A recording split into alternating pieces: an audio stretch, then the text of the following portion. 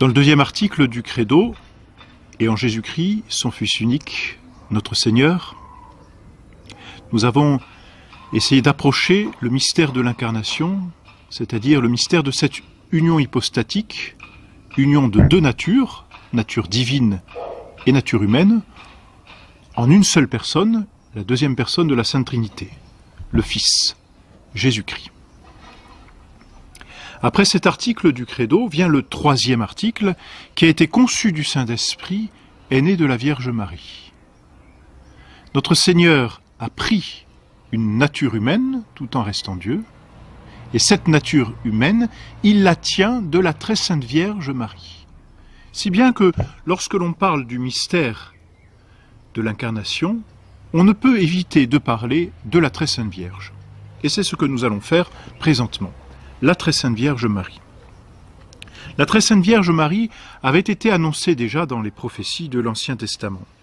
Dès la chute, lorsque Dieu est apparu à Adam et Ève, il avait dit « Je mettrai une inimitié entre toi, il parlait au serpent, et la femme, entre ta descendance et sa descendance.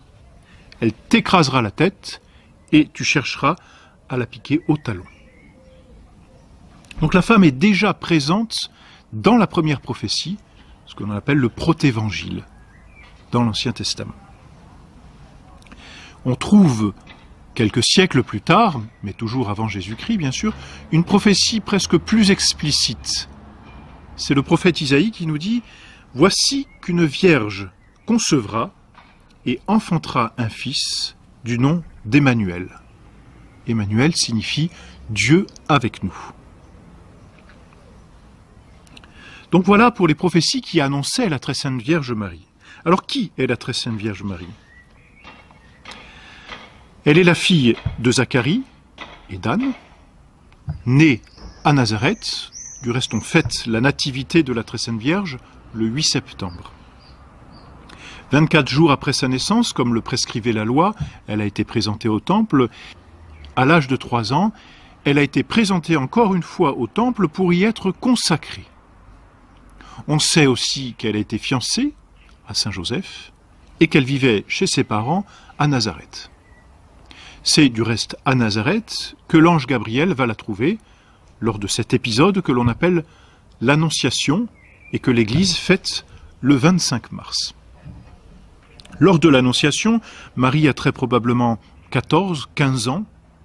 Lors de l'Annonciation, l'ange Gabriel, messager de Dieu, apparaît à la très sainte Vierge pour lui demander de devenir la mère de Dieu, la mère du Messie. Et la très sainte Vierge a une objection. Elle a consacré sa virginité à Dieu, elle ne peut donc concevoir d'enfant. Et elle le dit à l'ange, « Comment cela se fera-t-il, puisque je ne connais point d'homme ?» Et l'ange lui révèle le mystère de la façon dont l'incarnation va être réalisée. Le Saint-Esprit te couvrira de son ombre. Et donc l'ange lui explique qu'elle concevra du Saint-Esprit.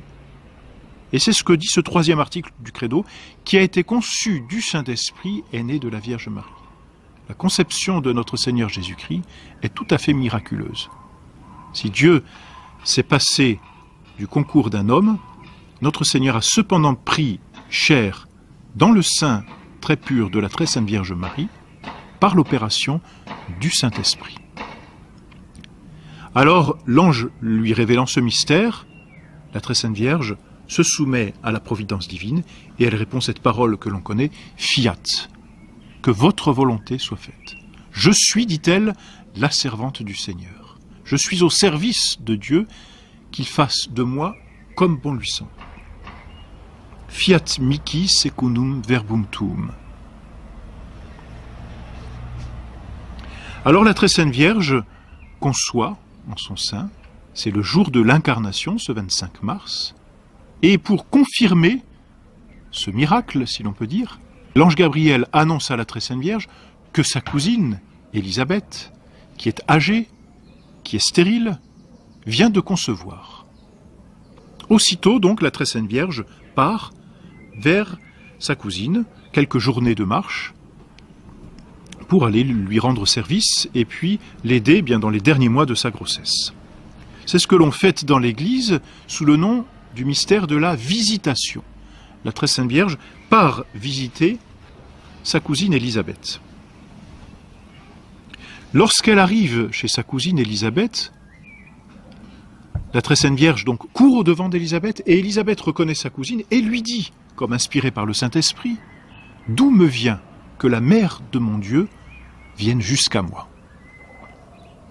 Donc elle annonce, finalement, elle révèle le mystère qui s'est opéré en la Très Sainte Vierge Marie, et son enfant, l'enfant de Sainte Élisabeth, tressaille en son sein. Saint Jean-Baptiste est purifié à cet instant. La Très Sainte Vierge, dans un acte d'humilité absolument parfait, plutôt que de se glorifier de ce qu'elle est ou de ce qu'elle a, la Très Sainte Vierge loue Dieu et renvoie tous les hommages à Dieu. C'est le célèbre Magnificat. Mon âme loue le Seigneur et mon esprit tressaille de joie en Dieu mon Sauveur. Et là, la Très Sainte Vierge déroule tous les bienfaits que Dieu a fait sur elle et qu'il fait dans l'humanité. Il élève les humbles, il rabaisse les orgueilleux. Et les générations, dit la Très Sainte Vierge, m'appelleront bienheureuse. Elle prophétise de sa future grandeur.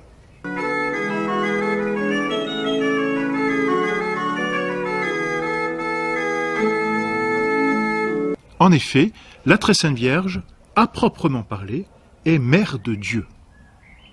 Elle est mère de Dieu parce qu'elle est la mère d'un homme, et cet homme a une seule personnalité, c'est la personne du Fils, c'est-à-dire une personne divine. Lorsque la Très Sainte Vierge va mettre au monde l'enfant Jésus, elle met au monde une personne qui est Dieu. Donc elle est, au sens plein, mère de Dieu. Théotokos, comme disent les Grecs. Mère de Dieu, parce que mère de cette personne qui est Dieu.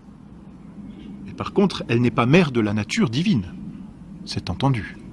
Elle est mère de cette personne qui est Dieu et qui a une nature humaine. Voilà, la Très Sainte Vierge donc visite sa cousine Élisabeth. Saint Jean-Baptiste, fils d'Élisabeth et cousin donc de notre Seigneur Jésus-Christ, naît, et l'on fête sa naissance le 24 juin. Et puis ensuite, la Très Sainte Vierge retourne chez elle. Et là, Saint Joseph voit que la Très Sainte Vierge, à qui il est marié, est enceinte sans son concours. Saint Joseph connaît la vertu de sa femme et se pose donc ainsi plusieurs questions. Il réfléchit. La Très Sainte Vierge, pourtant, est une femme sainte, une femme vertueuse, et voilà qu'elle est enceinte. Je ne pense pas, se dit-il, que la Très Sainte Vierge ait pu me tromper. Elle est trop vertueuse, et pourtant elle est enceinte sans mon concours. Alors, deux solutions. Ou il la répudie, ou il la dénonce. Mais Saint Joseph, ne voulant pas atteindre la réputation de la Très Sainte Vierge, préfère la répudier en secret. Et lorsqu'il se décide à cette répudiation, un ange lui apparaît et lui révèle le mystère. Ne crains pas de prendre pour épouse la Très Sainte Vierge, car ce qu'elle a conçu est le fruit de Dieu.